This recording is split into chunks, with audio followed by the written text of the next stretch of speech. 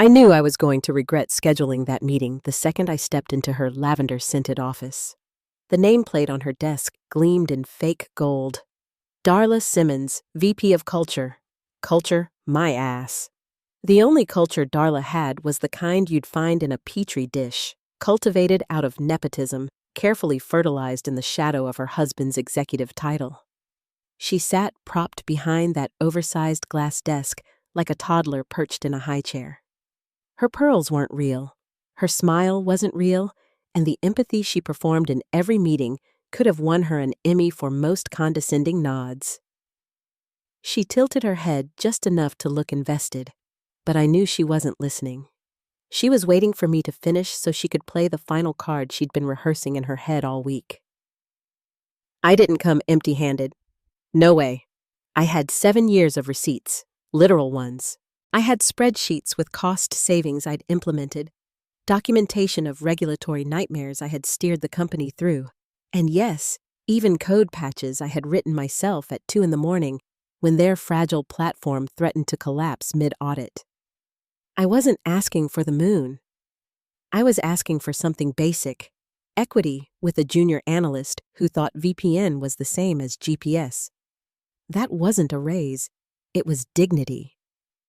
Darla leaned back, twirled her pen like a baton, and hit me with the line I already half expected. It's not the right climate for raises, Joyce. The way she said my name was surgical, clipped, like she was trimming weeds. I stayed silent. I've learned there's power in silence, especially when someone expects you to grovel. Then came the kicker. She closed her little leather notebook, pushed it aside as if brushing away crumbs, and added, "Be thankful you still have a job." Something inside me didn't just crack. It calcified. I nodded too long, like one of those bobbleheads drugged into submission, giving her the illusion she'd won something. She wanted me to argue. She wanted a show, tears, a speech, maybe even a slammed door. I gave her none of it, just a calm smile and, "Thank you for your time." That moment didn't crush me. It clarified things. I wasn't invisible. I was underestimated, again. When I walked out of Darla's perfumed lair, I didn't cry. I didn't vent. I didn't even text my sister about how fake pearls shouldn't count as accessories. No. I went back to my desk, opened a new blank document, and titled it one word: contingencies. Because here's what Darla didn't know. Half of this company ran on a system I built, not suggested, not collaborated on, built from scratch. The compliance framework keeping our entire operations legal? Mine. The back-end logic powering contracts and international vendor workflows? Mine. The platform that Darla's own husband had once begged me to stabilize during a tax-related merger crisis? Yeah, that was mine too. 2 years earlier, during one of his so-called strategic maneuvers, her husband, Elliot Simmons, director of strategy, had asked me to create a temporary LLC to host the compliance platform for tax optimization. His idea, my paperwork. It was supposed to be temporary. We even had a little understanding, written on a sticky note and witnessed by an intern, that the LLC would remain in my name until further notice. Guess what never came? Further notice.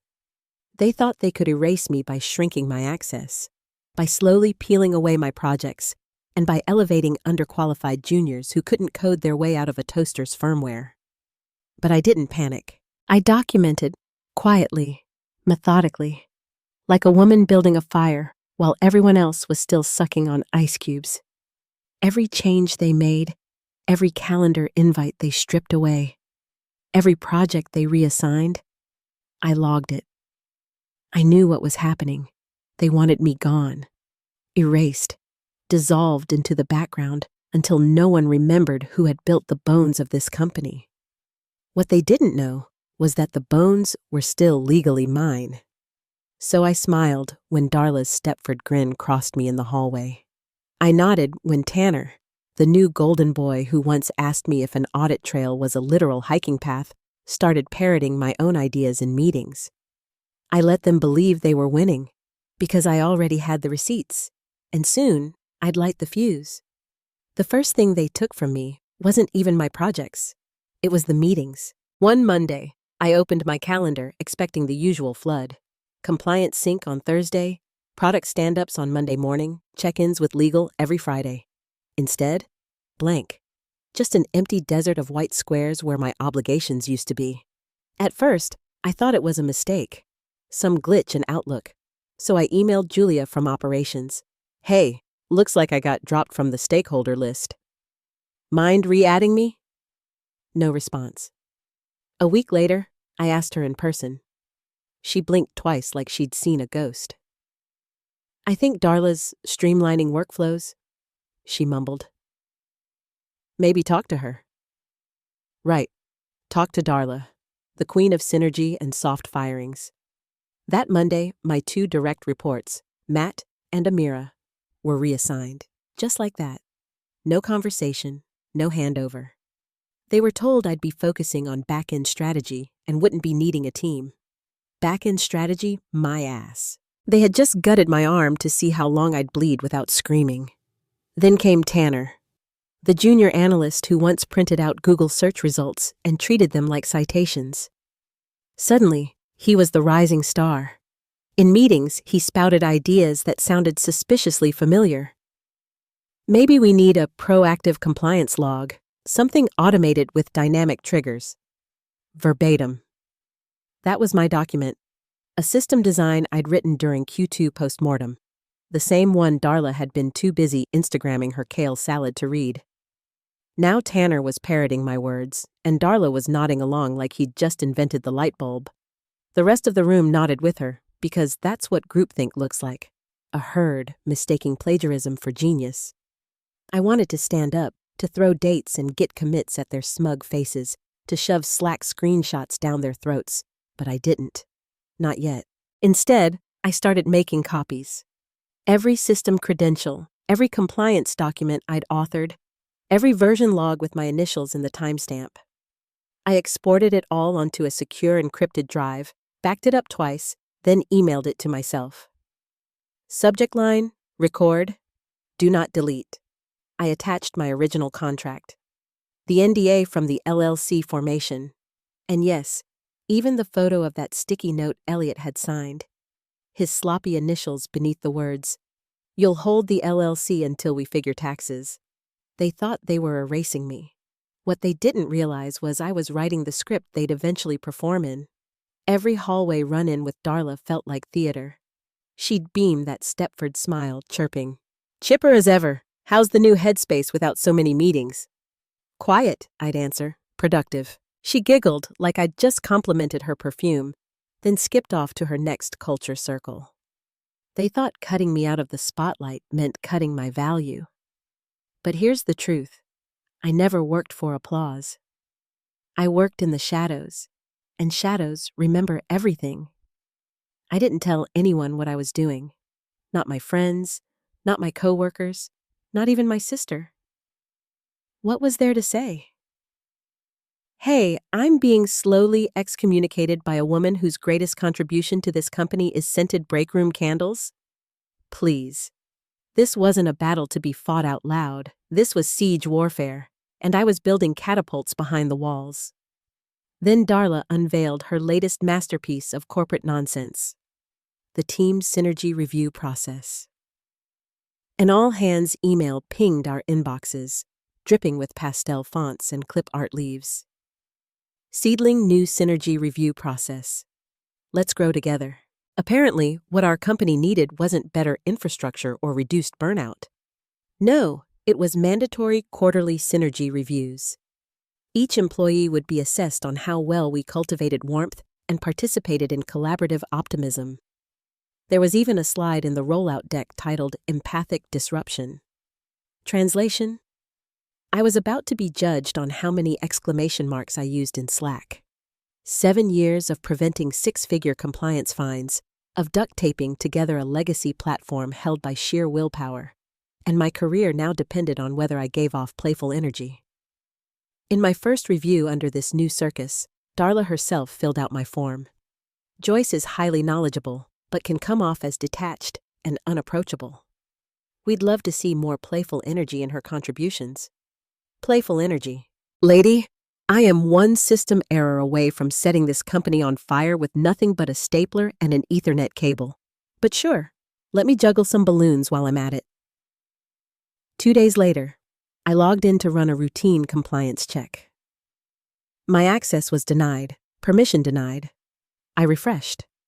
Tried again, same result. 20 minutes later, an intern pinged me. Hey, do you know why our vendor compliance log is blank? Of course it was blank. That system ran through me. I'd written the core logic, the API hooks, the dynamic logging. They thought they could erase me from the system like an expired password. But they forgot one thing. The system still needed me to function. I didn't reply. I just opened a spreadsheet, typed the date and time, and labeled it under a new folder. Control points. Every failure from here on out was going to be ammunition. From that moment forward, every glitch became evidence. Every failed sync, every timed-out module, every error message that lit up the dashboards like a dying Christmas tree. I logged it all, not as complaints, as receipts. I opened a new document titled Legacy System Dependency. Line by line, I listed every component I had designed, authored, or patched back to life. Compliance Sync Module, authored by J. Barrett, 2018. 2019, Audit Response Logic, written by J. Barrett. Q3, Blackout Trigger Tree patched by J. Barrett after legal discrepancy, 2020. I pulled access logs, saved commit histories, screenshotted Slack threads where I'd solved problems entire teams couldn't untangle with a 10-foot pole and a prayer. Piece by piece, I built a fortress of proof. Meanwhile, on the surface, I played the part of the compliant employee, nodding in meetings, speaking only when called upon, smiling politely when Tanner the parrot regurgitated my old proposals as though he'd stumbled upon fire. Darla loved it. To her, my silence was compliance. To me, it was strategy. She even swung by my desk one afternoon, holding a mug that read, "Good vibes only." "We'd love for you to join the team meditation lunch next week," she chirped. "Just some breathwork and bonding." I blinked. I'm allergic to gluten-free enlightenment. She laughed, thinking I was joking. I wasn't. That same week, she sent out another email blast, this one grander, plastered with balloons and confetti clip art. New Platform Refactor Initiative. Let's reimagine the back end together. Translation. They were going to try rebuilding the very system I'd created, without me, with Tanner leading the charge. Good luck, kids. Hope you brought floaties. Because by then, I had already started talking to someone. Not a friend, not a recruiter, a lawyer. Quiet, sharp, NDA bound. Very, very interested in the structure of that little LLC Darla's husband had nudged me into filing 2 years ago. They wanted synergy. What they were about to get was structure. It started with a lunch. Not the fancy kind. No wine, no mahogany tables. This was a beige conference room with fluorescent lighting, stale chicken wraps, and a handout titled Structural Optimization, Compliance Platform Entity Flow.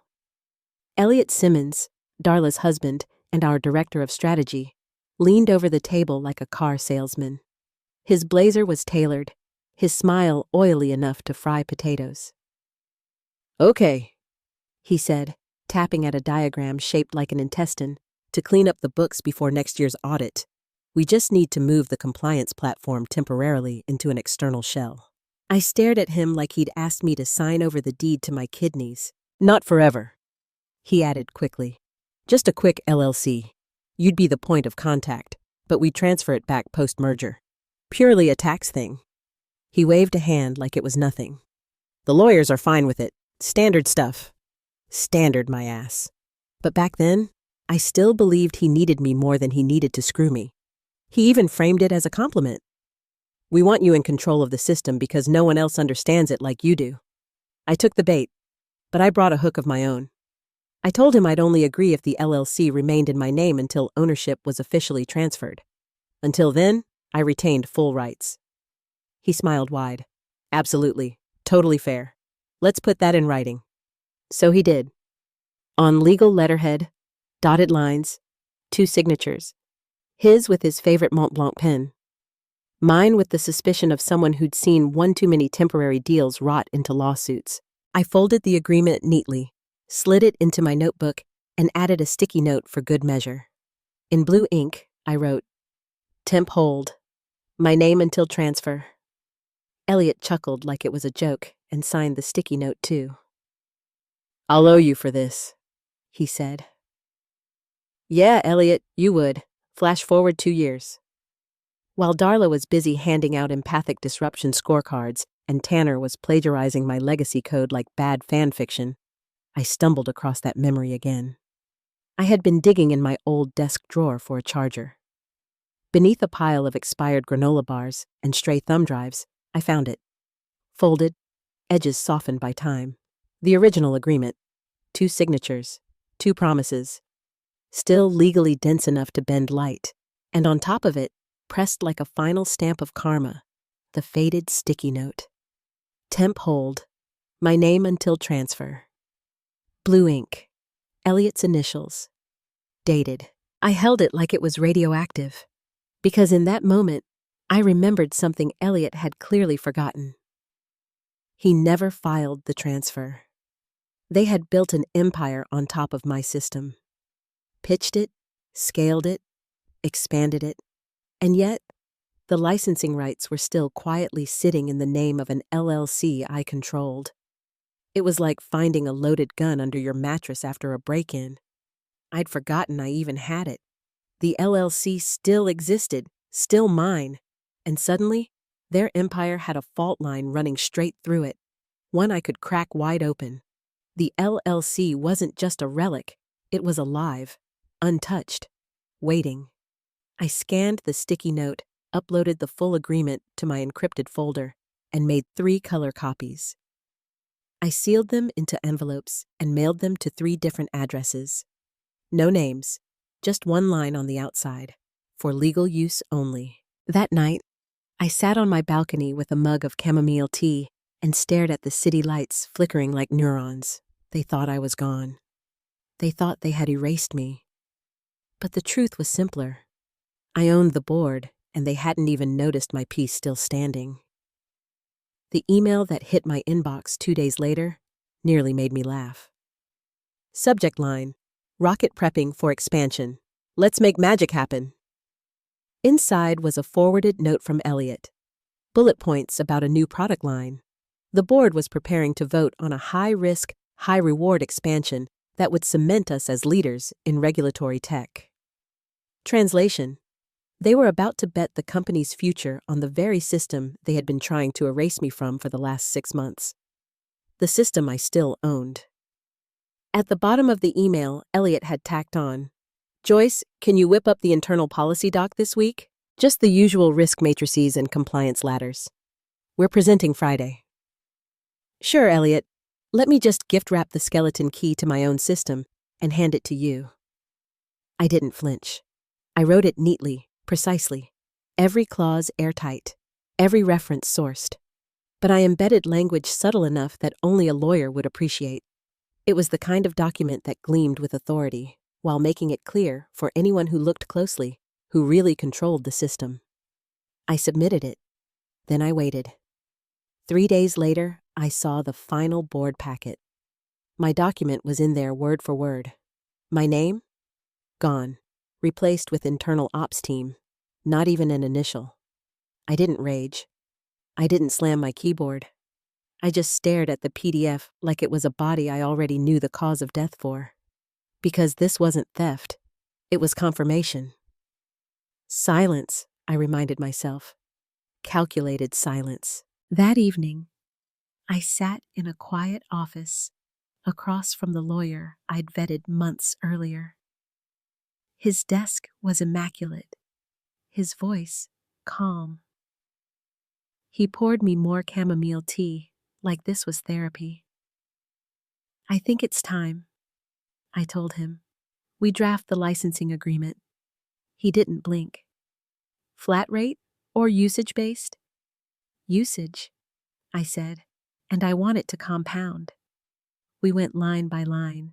My LLC, still registered, still mine, would become a formal licensing entity.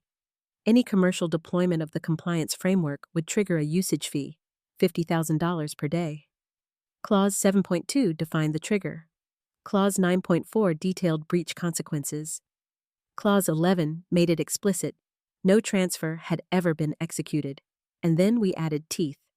Continued use of proprietary systems without contract acknowledgement will be treated as willful infringement. Enforcement options include injunctive relief and statutory damages. I initialed every page. He notarized them. 2 clean copies went into sealed envelopes, 1 into a safe deposit box. The other, scheduled to arrive at the company's legal department the morning of the board meeting. When I stepped outside into the cool night, I didn't feel triumphant. I felt ready, like a conductor stepping onto the podium, baton raised, while the orchestra tuned their instruments, unaware the sheet music had already changed. The next Tuesday at 7:43 a.m. sharp, I filed the paperwork. Online registration, state database, LLC name unchanged, just one field updated, business purpose, from temporary tax structure to technology licensing entity, enterprise regulatory systems. I clicked submit. The confirmation pinged my inbox like the sound of a gun cocking. Then I uploaded the polished licensing agreement to the LLC portal. Usage fee, $50,000 per day. Trigger, commercial deployment without contract. Breach penalty, immediate cease and desist, enforceable via civil injunction. I wasn't bluffing. I wasn't posturing. This wasn't some HR complaint about being undervalued. This was ownership, on record, in black and white. And they were about to learn the cost of underestimating me. The beauty of timing is that no one notices it until it's too late. I didn't send the licensing notice on Tuesday. Didn't even send it Wednesday. I scheduled it for Friday at 9:03 a.m., 3 minutes after the board meeting was scheduled to begin. Because I knew something they didn't. Legal doesn't sit in the room until things get real. And nothing screams real like a 6-figure invoice detonating in the middle of a strategy presentation. Friday arrived like any other day. Too normal, almost terrifyingly so. Darla strutted around in a dress she called boardroom playful, hugging her lavender clipboard like it was a designer bag. Her thermos was labeled Hustle Juice. Tanner, the golden boy, wore a blazer 2 sizes too big, probably borrowed from his dad. He cornered me at the coffee machine. "Big day, huh?" he chirped. I smiled. "Sure is." He thought he was heading into a coronation. I knew he was walking into a reckoning. By 9 a.m., the boardroom buzzed with forced optimism. Fresh fruit platters, glass bottles of sparkling water, a giant easel with 2025 strategic growth agenda scrawled across it in faux energetic blue marker. Elliot was in full preacher mode, wingtips polished, tie symmetrical, hairline combed with military precision. He paced with his laser pointer, selling the vision. "The numbers speak for themselves," he boomed. "We're positioned to scale at a velocity that makes competitors irrelevant. And the beauty?" He tapped the slide with a grin. "It's all built on our proprietary systems. Our systems." I sat in the back, invisible as ever. No nameplate. Just the note-taker, the compliance ghost. Across the table, Darla leaned toward the CFO, whispering, "Those bonuses are going to look real cute if this clears." I tapped my pen against the notepad slowly. 1, 2, 3. 9:03 a.m. And right on cue, the silence cracked. It started with a cough. Greg, the company's lead counsel, adjusted his laptop. He'd been silent all morning. Now his throat cleared with the weight of 7 stages of legal grief. "Before we proceed with final approval," he said evenly. There's a licensing matter we need to address. Elliot chuckled, dismissive. Licensing? Oh, that must be about the vendor integration clause. We've got that handled. It's our platform. Greg didn't blink. Elliot tried again, turning on the charm. If this is about the data tools, those are built in-house. Right here. Our systems. Our team. Greg finally looked up. His face was stone. Who owns the tech? The question sucked the oxygen out of the room. Elliot laughed nervously, palms up like a magician caught without a trick. What do you mean? Who owns it? We've built on it for years. It's internal IP. His voice wavered. Joyce, didn't we move it under ops? I didn't answer. Because the question wasn't for me. It was for the fantasy Elliot was still trying to sell himself. Greg turned the laptop screen toward him. One file open, one tab, a licensing agreement, dated, notarized. Staring Elliot in the face like a ghost he forgot to bury. Beneath it, in bold letters, the active LLC owner. Joyce Barrett. Elliot's lips parted. No sound came out. Darla leaned in, squinting. Her Stepford smile twitched into panic. Wait, isn't that some kind of placeholder? That's not real. Greg's voice was calm, surgical. It's valid. The LLC registration is live. There's no record of transfer, which means all commercial deployment tied to the compliance framework now in use is subject to these terms. Silence followed, not the kind that breathes, but the kind that waits. Elliot's grin collapsed like wet paint dripping off a wall. He looked at me. I didn't flinch. This wasn't a surprise. This was an arrival. And he was just now realizing who had been waiting at the station the whole time. The laptop screen glowed like it had a soul. One page, one name, mine. Elliot leaned forward, his grin twitching like static. This can't be right. It must be an early draft. Greg didn't even look at him. He spoke to the room. This is the executed licensing agreement filed with the Secretary of State. It includes notarized signatures. There is no record of transfer, dissolution, or reassignment. The LLC still exists. It is the sole rights holder of the compliance system. The words landed like bricks. Darla's eyes darted between faces, looking for a lifeline. But Joyce has worked here for years. Doesn't that count for something? I tilted my head slowly, the first time I'd spoken all meeting. Depends. You mean legally or ethically? Her face flushed scarlet. She said nothing. Greg closed the laptop softly, like sealing a tomb. Then he slid a fresh folder across the table toward the board chair. Per legal protocol, we advise suspending all expansion efforts until this is resolved. In the meantime, the company is in breach of licensing terms. The board chair, a man known for surviving meetings with little more than eyebrow raises and strategic sighs, leaned back and exhaled. He didn't argue. He didn't blink. The silence in that room was the kind that creeps up your spine when you realize the elevator cable has already snapped, and you're mid-fall. Elliot tried one last time, his voice cracking under the weight. But we've been using that system for 2 years. That's got to count as implied ownership. Greg cut him off, calm but sharp. Without a valid license, usage is infringement. Period. Darla made a squeak, high-pitched and panicked. Wait, this isn't fair. You can't just...